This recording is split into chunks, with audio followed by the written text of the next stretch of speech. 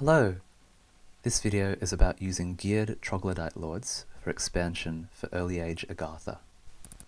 I know it's a bit niche, but I'm making it just for you. Troglodyte Lords are unique to early age Agartha. They cost 65 gold, 1 non-sacred recruitment point, they've got 43 hit points, they're a size 4 trampler, their main offensive option. They have 9 natural protection on their body, and they don't have a head slot, they can't take hits to the head. Their magic resistance is an abysmal 8, their morale a respectable 15. Their attack skill is the highest in the Agarthan roster, and they'll use their 2 claw attacks whenever they're getting murdered by elephants. Here are 2 Troglodyte Lords in Blacksteel Full Plate. They're up against 17 heavy cav, 5 light cav, 7 militia, and 3 mounted commanders.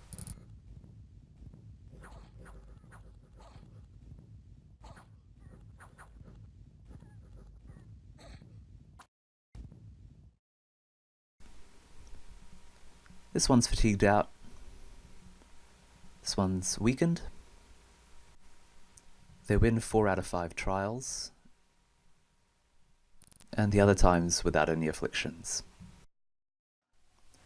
So how many items does a Troglodyte Lord need to be effective? With this in mind, we'll be running some trials. 5 Troglodyte Lords with varying levels of equipment will run into these 4 provinces 3 times each. One will be geared with nothing, one with a Blacksteel Tower Shield, one with a Blacksteel Plate, the next with the Plate and the Tower Shield, and finally one with the Blacksteel Full Plate.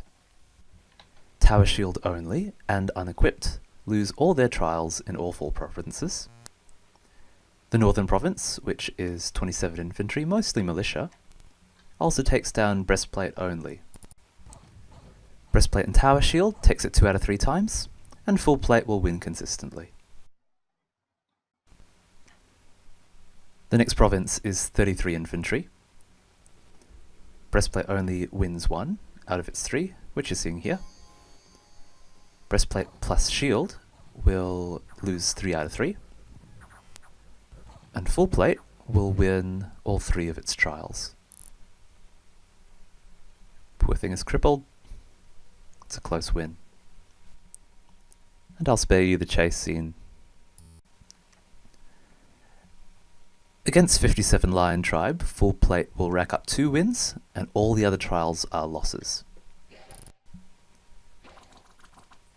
The Witch Doctor will get his Tangle Vines off most of the time, and the Troglodyte Lord's high strength should offset its duration.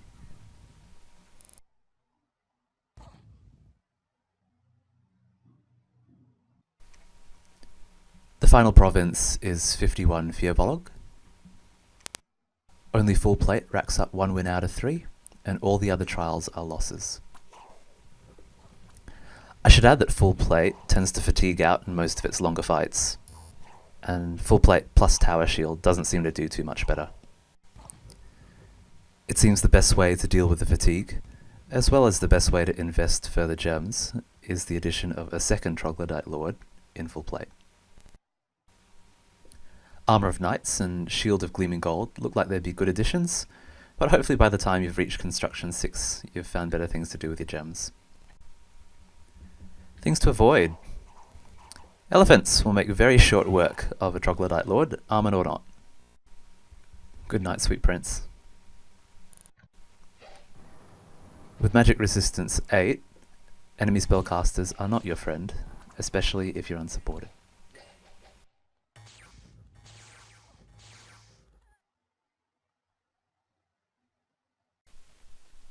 Next, here's an example of how this strategy might be used in the first year of expansion. A good pretender might be the Earth Serpent, or a Rainbow Bless.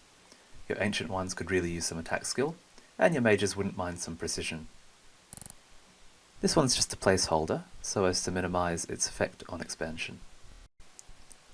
The first turn's recruitment is 6 Troglodytes and an Engraver. Research is Alteration for Earthmeld, and Conjuration for National Summons. Turn 2. Production switches over to Great Olms and Horberked Pale One warriors, and the expansion party sets out. On turn 3, the expansion party takes some attrition but succeeds. Not sure if they'd be better off with Great Olms. I think one turn's production isn't enough to reach the critical mass they require to be effective. And this turn I probably should pick the cheaper mage and get an extra Olm.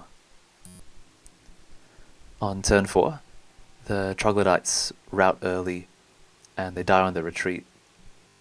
So this expansion party is going home. Agartha's base Earth Gem income of 3 means that you can start forging Blacksteel Full Plate on turn 4, and we'll also start recruiting 2 Troglodyte Lords this turn. Turn 5, and you'll soon see I haven't quite managed my expansion directions as well as I'd have liked. Troglodytes and Troglodyte Lords are the only Agarthan recruitables that can't swim. Yeah, quite a bit of overkill on these independents. So turn 6, and both Troglodyte Lords enter the Hall of Fame. We get quickness on the one in full plate, and magic resistance on the one accompanying the armies. Despite all the engravers, looks like someone lost some records, and we get an Olm Sage. Site searching with some Earth Readers. And that's the turn. Turn 7, and expansion is humming along. For formations, the Troglodyte Lord is sitting at the front corner and attacking closest. The Olms are at the back on fire closest, and the pale ones are at the back on hold and attack. The idea is I want to try and stretch out the enemy armies and pick them off piecemeal while they're paralysed. I probably haven't done enough testing to say if this is working or if it's optimal. Turn 8, some more expansion. The Troglodyte Lord sits on some Hobergs despite the horticulturalist's tanglevines. Business as usual. We've also forged the second Blacksteel Full Plate on turn 8, and it's here on turn 9 to be given to our second existing Troglodyte Lord. Expansion's going ahead, getting lucky with the gem sites. You also lose one of the richer provinces to villains. Check out this province defense with 10 commanders. I put the 10 PD in there to lower the unrest, try and get some cash flowing in sooner.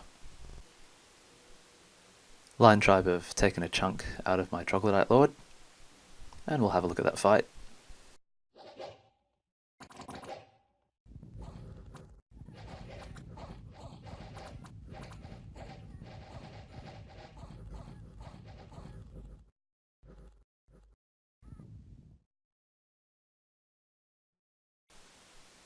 With a limp and a never healing wound, it's probably time he's put to pasture. He's had a good run.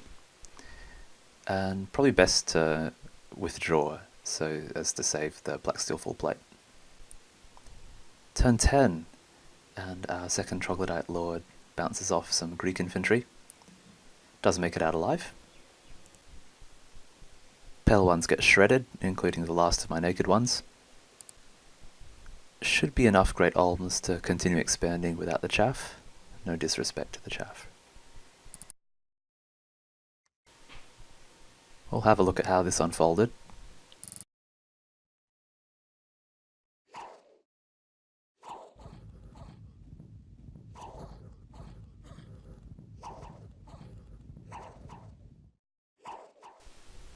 Nothing too exciting, just got an unlucky morale check. No afflictions, so he'll be back to finish the job next turn. Got a fort going up, got an engraver on the way to build the lab and temple. Turn 11, just more expansion. Barbarians chop up my pale ones. And this guy finishes up what he started, gets a free shield in the process. So this is turn 12, our final turn. We'll wind up with 18 provinces, and there are 2 forts under construction. So it's certainly not representative of every game, and I'm sure there's a lot that can be improved on, but hopefully it gives you some ideas of how you might refine it. Just some thoughts on opportunity cost. Even in the early game you're competing with some solid summoning spells, so summon Cave Grubs at Conjuration 1 and summon Ogres at Conjuration 2. By the time you hit 3, you've got your national summon Barathras backed, which is 2 Earth Gems for a full-size Earth Elemental. They can be pretty intensive on your mage turns, but by the time you've hit Alteration 5 and you can Iron Warriors them, I'd say they're the superior tramplers for the cost.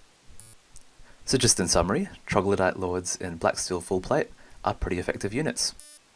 It's worthwhile making 1 or 2 of them to help your first year of expansion.